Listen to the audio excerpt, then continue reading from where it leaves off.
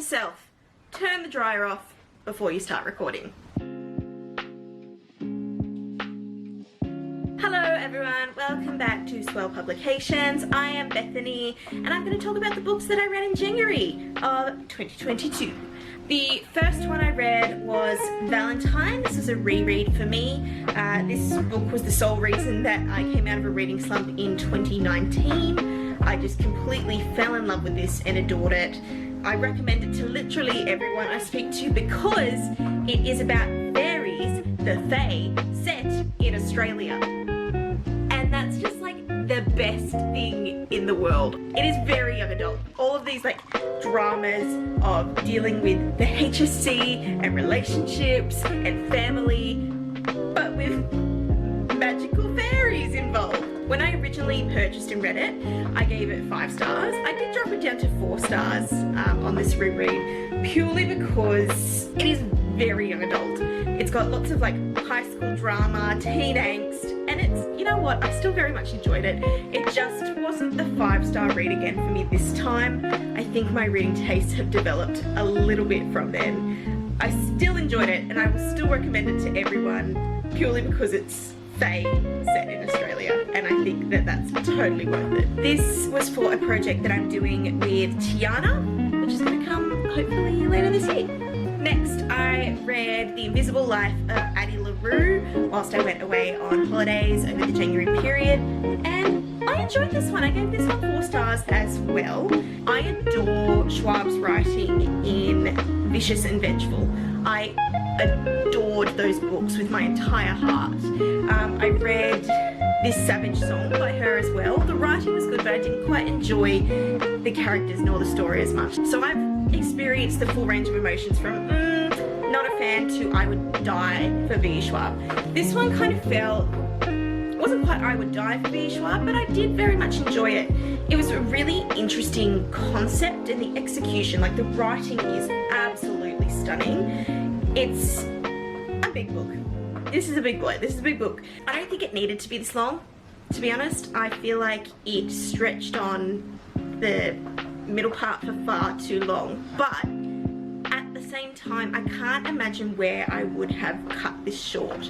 It was just a beautiful story about a woman who I think is very relatable to a lot of young women in contemporary society who, you know, if you picture yourself in that woman's shoes, she was someone who was very much free-spirited, wanted to travel, loved her family life, and then at age, I think it was 22, she was told you have to be married, you have to be a wife and a mum. This is your duty as a woman in, it was like the 1800s, 1700s or something. And I think a lot of young women picturing ourselves in that position wouldn't want to be sold into an arranged marriage. So the fact that this woman has sold her soul for essentially eternal life, so she can go and travel and experience life in all its capacity. The consequence to that decision was that nobody would remember her. And so this explores the concept of memory and inspiration and art, and it's just, it's beautiful. I wasn't particularly drawn to Henry's character in this one. He just was a bit blah for me, but I liked the twist involved in his character, and I did not pick the ending. I loved the ending. This woman writes well. I just wasn't compelled by the characters of this story as much as I would have liked. However, it was still very much a good read, and if you're a fan of Schwab, and if you're a fan of like weird magical realism style stories, this is a good one. It is long, it is a bit arduous, but I think this is worth a read despite that. Addie is such a sweet, interesting character that I think a lot of us can relate to, and a very unique and interesting story. Next, I read my first Taylor Jenkins read in Malibu Rising, and I get it. I get why people love this book. This was just so much fun, and I loved every single character that was in this. This very much felt like just family dramas that are like the genre that I just... You present me with family drama and I will eat that media like...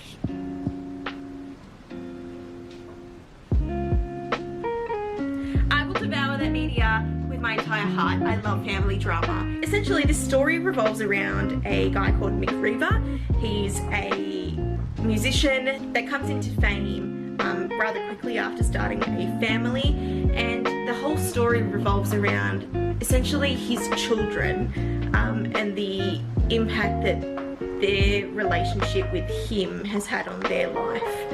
So there are 4 kids who are all great. The mother, June, is divine. Mick is a bit of a scumbag who you just love to hate.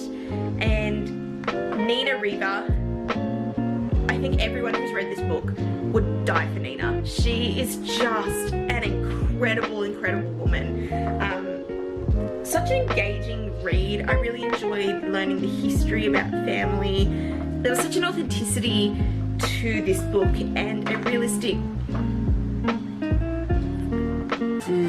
Je ne sais quoi? I don't know what that means.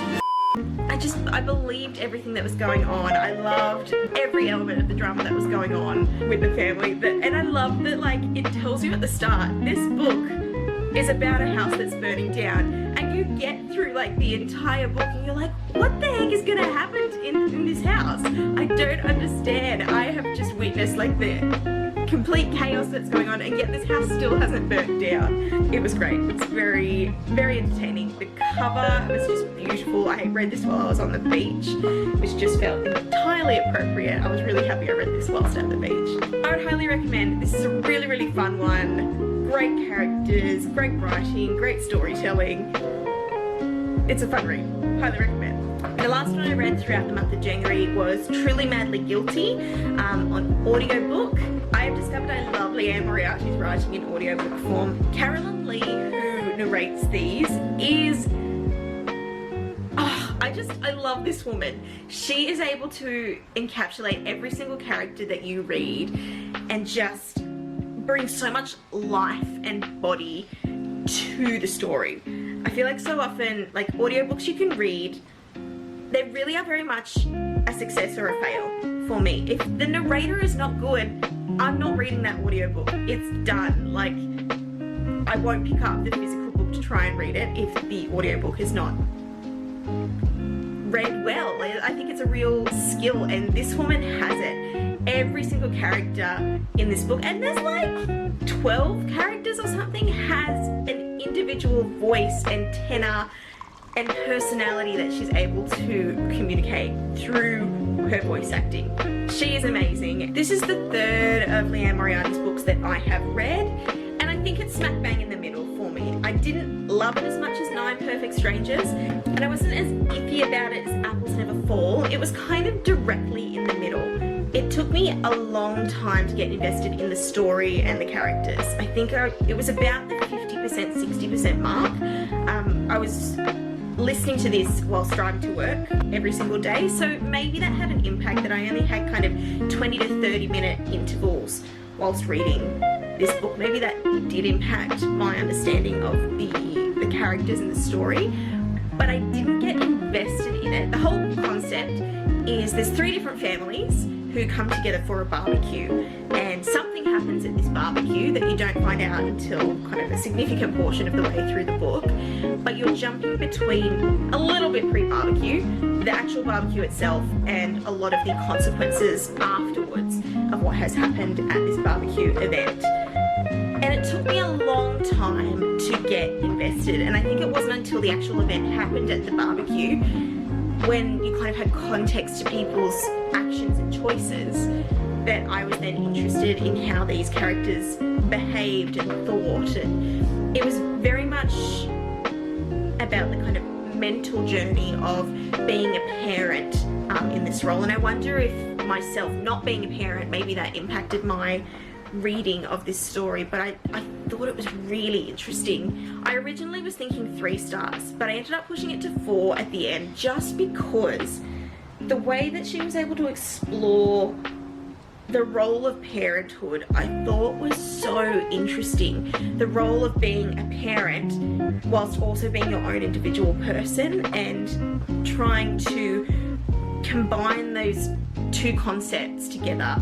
I'm coming at this as someone who is young and single, as someone who is not a parent and who is not likely to experience that journey in my life anytime in the near future.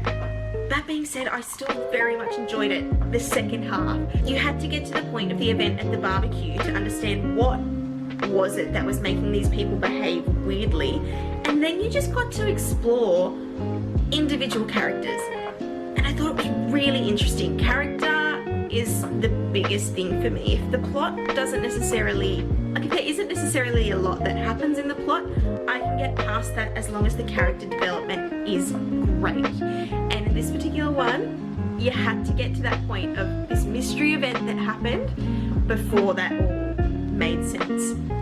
But it came together beautifully, beautifully in the end. I love her writing. It's always really fun and engaging, easy to read, and I actually really like this story in the end. So there we go. Those are the 4 books that I read in January. I think it was a success. I think I had a really great month reading. I would recommend all of the books that I read this month. If you want to go and check out the channel, we've got a whole bunch more stuff that you can watch there. And I'll see you next time. Bye.